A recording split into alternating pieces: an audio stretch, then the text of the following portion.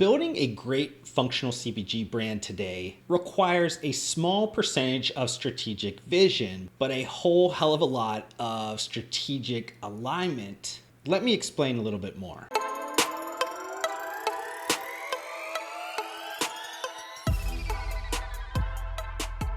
Since starting Schall Consulting more than 8 years ago, I've been a key part of countless functional CPG brand development projects. Looking back, the diversity of variables such as product subcategories, entrepreneur personalities, the resources that are available, the aspiration level, and brand positionings is making my head spin a little bit, just kind of reminiscing. All of these variables are important, and a lot of other ones are also important, but they can all be found very easily by typing into the Google machine in the age of information. But consider this analogy to cooking or baking. All the great recipes are available, and you understand what those ingredients are. Now, if you're a little bit heavy-handed, or if you think about ingredients that you don't like and you don't want to include them, while you're cooking this in a pan or maybe baking this in the oven, everything looks good. But when you go to taste the item, you realize that it's not very good at best, or it's honestly not consumable at all at worst. And this is very similar to what happens in business, but instead of maybe it not tasting so good, you have a little bit of resistance to your growth, and if you can't consume it, you have business continuity issues. Everything needs to be aligned correctly. It's not just that you know the ingredients, you need to understand maybe the amount of those ingredients, in what volume or what order those ingredients are put in, to make sure that you're having the best chance of success. And honestly, I could talk about strategic alignment through like a 12-week course. That's how important it is. But for this piece of content, I do just want to bring one piece of this to light, and hopefully it will inspire you to explore this particular area of strategic management a little bit closer. But where I want to focus is on channel strategy. This is an area that I see with functional CPG entrepreneurs, and they miss this a lot, and a lot more of it's happening lately. And that's mostly because within the last half decade, a lot of the market dynamics have changed, and this variable of channel strategy increased its importance over that time frame. Why has it increased over the last probably half decade? You have a large amount of brand proliferation in the functional CPG categories. You have a dissemination of the category across a lot of the larger retail channels. And then you also have Amazon really driving a lot of the shopping behavior with American consumers. The functional CPG industry of yesteryear really just focused on building their brands through specialty retailers. And maybe they were lucky enough, or they grew quick enough that maybe some of the larger retail channels wanted to pick up maybe a product or two. But that was really like a distant thought that was just reserved for maybe the select few within the industry. That's not the case anymore. Functional CPG businesses have endless distribution intensity models, including one strategy that has become increasingly viable. And what I'm talking about here is Amazon only, or kind of Amazon mostly, and we're really describing that as like anything more than 80% of their sales coming from Amazon. That is kind of what I'm considering an Amazon only brand. So why does it matter that now you can build an 8-figure functional CPG brand with just Amazon in your channel strategy? It's because this has made it extremely attractive for functional CPG brands to really highlight and lean in on Amazon, and maybe not understand what that potentially means or how to align themselves correctly to really take advantage of what they're seeing from success stories out there with Amazon only brands. And I'm not here to talk about if that's a good strategy or a bad strategy, just utilizing Amazon as your only channel. But I do want to talk about how important it is to make a conscious effort up front in your brand development project, or just coming out with any new brand extensions or anything that's kind of new within your business, and how you need to align the rest of your strategy accordingly to this. My hope is that this piece of content can serve as a guide to functional CPG entrepreneurs when they're considering different channel strategies. And I'm really going to be kind of pitting two against each other, and there's obviously a ton of different channel strategies that you can look at, but I really want to talk about just Amazon only and then also like a multi-channel approach. And through those two different approaches, I'm going to be looking at a bunch of different variables that should be considered to achieve better strategic alignment. I do want to make a note that while you're listening to this, you might be saying, well, here's this example or that example that refutes what you're talking about. And I totally understand that there's always outliers. That is the case all the time. But when you're making content for a large community, you're really focusing on the generalizations that kind of describe and give the most value to the most amount of people. So as always, if you do have individual questions or anything, please always just reach out to me. If you have anything in your specific brand that you need help with, again, I'd be glad to help you. Just reach out to me. But let's dive into some of those individual variables that need to be aligned or thought of when you are considering Amazon only or a multi-channel strategy. First, I want to talk about just brand or product naming conventions. And if you're thinking about this from an Amazon only perspective, what you'll see more times than not is that the brands and the products are usually very descriptive or very easy, common language. If you think about products, you have a lot of pre-workouts called pre-workout, or you have a lot of whey proteins called whey protein. The importance of differentiation and naming really is just at the brand level, and that's because Amazon is looking for your unique brand to have intellectual property that can then unlock brand registry. Now, on the other hand, multi-channel, the brand name ideation is prioritized more and it usually aligns with some bigger storyline that creates some emotional connection with a subsection of customers. Instead of it just being called pre-workout, maybe it's called Legend, or instead of it just a whey protein, maybe it's called MRE. So because of that, you have more of an importance on both the brand level and the product level for intellectual property. Now, if we look at a variable like branding or packaging with Amazon only brands, you're really looking at the priority being placed on cost effectiveness of that packaging and also shipping efficiency, and considering what maybe looks best or can be easily seen in a small hero image against a white background on Amazon. Now with multi-channel, because that product is gonna sit on a ton of different kind of shelving environments, you need to kind of consider how that looks and all those different kind of lighting and different ways that stores are set up. You also need to understand there's a tactile approach to this, the feel, the textures, things like that matter more when you're actually going to have the product being picked up before there is that actual transaction. There's also elements of maybe the packaging or the branding aesthetics that mean a little bit more. And then you're also looking for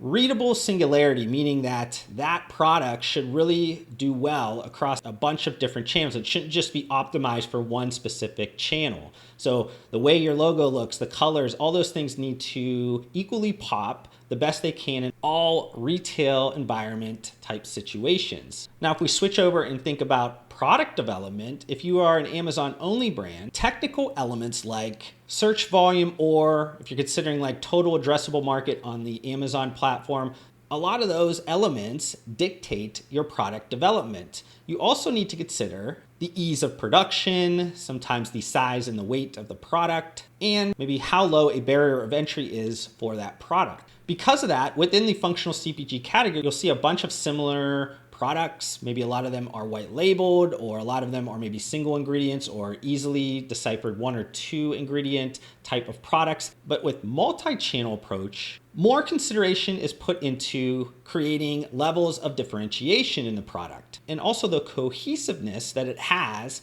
from a brand and a product mix, because people tend to shop on the platform or brand level when they're outside of Amazon. Solving difficult challenges to create newness in categories is rewarded in a multi-channel approach with product development. Now with pricing strategy, net margins are really the name of the game with Amazon only, and that's because the product is going to be less differentiated. You also, with Amazon, usually know your fulfillment costs because you're utilizing them, Amazon, for your fulfillment. You also understand maybe what marketing costs you're going to have because of the levers that are available on platform.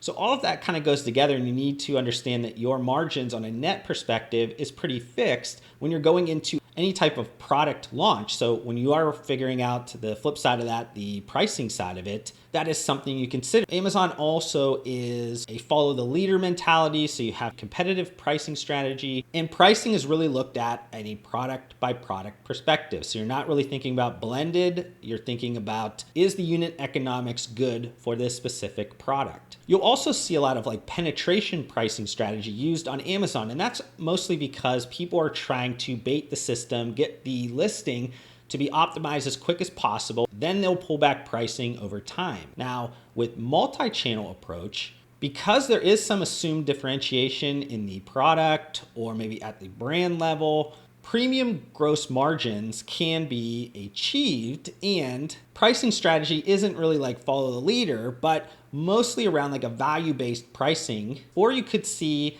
some brands maybe sacrificing certain items within their overall brand portfolio, their product portfolio, and doing something like a loss leader strategy, or maybe creating a large size of a certain product because it demands a larger amount of shelf placement. So that's kind of like a shelf billboard for some of their other products. So you see a bunch of other things that can be utilized from a pricing strategy perspective with a multi-channel brand. Now, looking at marketing, Amazon only, you're really kind of focusing first and foremost on the Amazon platform. What levers can I pull on the Amazon platform? So you have to be extremely knowledgeable on maybe what demand and conversion levers you can pull on Amazon to ensure that you're going to have the most amount of eyeballs on your listing, and then also the most amount of conversions when somebody does click into your listing. You also need to understand some non-paid things around like search behaviors and how those trends are changing, because if you can jump on some of these hot trends in terms of non-branded search queries on Amazon, you're able to win a lot more eyeballs that will go into your listing. Another interesting thing about Amazon only brands is you'll see a lot of the really successful ones actually don't have much for marketing outside of the platform. So even like social media, it's really just utilized as that final check for consumers, just kind of a base level of social media. They're not really kind of dumping a bunch of resources in there because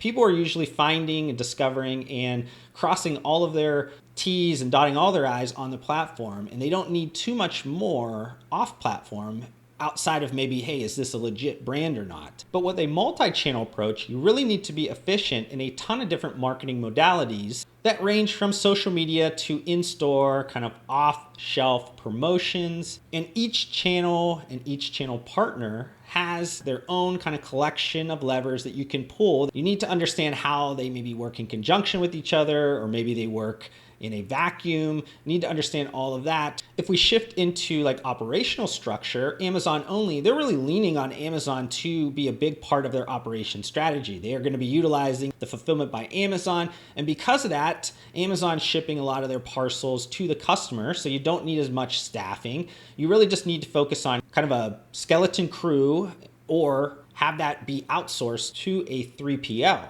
With multi-channel, the operational structure could be increasingly complex based around if you handle this part of your business in-house. I mean, you could also do a 3PL. And if you have a bunch of direct-to-consumer sales, so you're dealing with a lot of parcels. So based on the differences in channels and the volume of shipments, you tend to need to increase your body count in the operations section and have some level of enterprise technology. Now, moving into human capital, Amazon only, again, can be a very lean, very skeleton crew type of organizational structure. You don't really have much of a need for sales staff or operations staff, or maybe even like a variety of different marketing staff. You're really just kind of focusing in on what you need best for the Amazon platform. Now with multi-channel, the more that's in-house, the more diversity you have in your channels. This all creates an increased amount of staffing needs, and then another kind of layer depending on which type of product you sell that could also create some increased human capital costs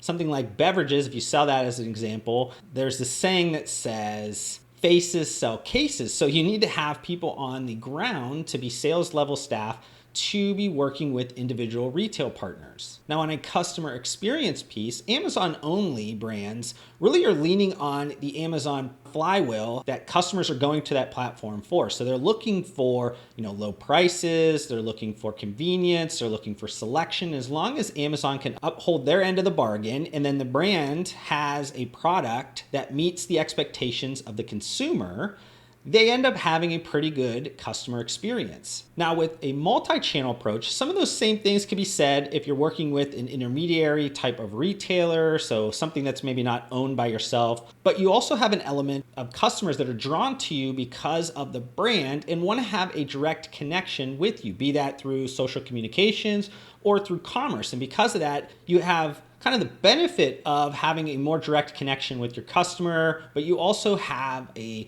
more complex type of a relationship that needs to constantly evolve with the ever-changing consumer demands. And a final variable like social proof, and if you're not too familiar with like social proof, it's kind of like the follower mentality kind of variable, but on Amazon, it's really like reviews. If your reviews are great, you're going to have a lot of people that are going to check off that social proof and they're going to say, let me buy that because I am not a special snowflake. And if 3,000 other people say this is a great product, I'm going to say this is a great product. Now on multi-channel, you have a ton of different areas that provide social proof. That might be, social chatter, that might be some influencer recommendations, that also might just be what retailers are you're in. Some retailers really give you some clout. And all of these things can matter to a customer. Now, I want to just bring up some like future considerations with Amazon only. Could probably list 1,000 of them, just kind of some things to think about. Amazon mostly owns your customer. It's probably not the best thing long term, especially when Amazon wants to increase their private label competition across all of the functional CPG categories. They've been doing that. They're going to keep doing that. They're only at 1 or 2% of their overall revenue. So if you think about where that is in comparison to some grocers or some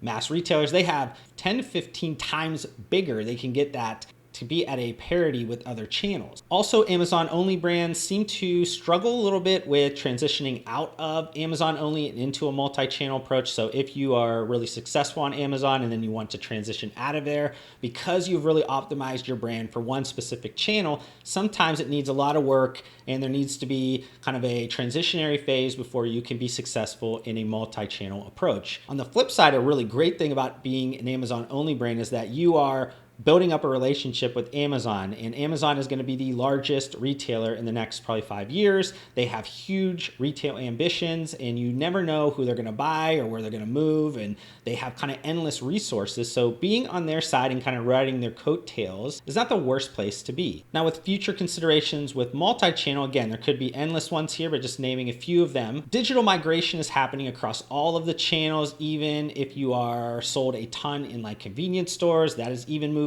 digital now. So you really need to think about your brand as a technology company first, even if you are a legacy business that dealing with brick and mortar retail for a long period of time. Private labels are also being prioritized in all of the different retail partners you have because they're trying to create larger switching costs from retailer to retailer. So you're going to have increased amount of competition.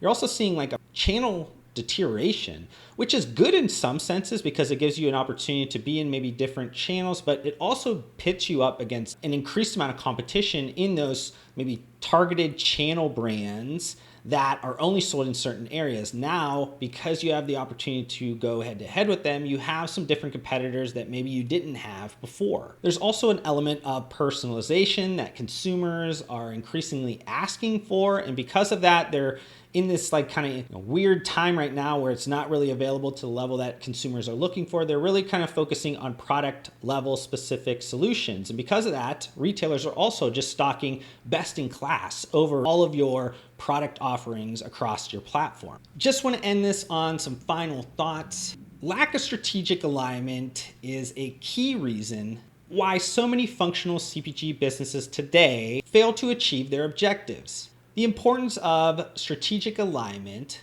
throughout the business cannot be overstated. But my hope is through kind of walking you through one particular area of this with just kind of a channel strategy, it will give you a sense of the increased importance today of strategic alignment and inspire you to learn more about this subject and apply it to your business. Thank you so much for watching this video. If you want to help support me, make sure you guys hit that thumbs up button on this video. If this is the first time you've been introduced to my videos, would love for you guys to be a part of my community by subscribing to my channel. I upload several videos just like this weekly. And if you guys want to connect further outside of this platform, I do include all of my social media links down below. I just want to thank you guys again for your time. Hopefully I gave you some value in return, and we'll see you guys on the next video.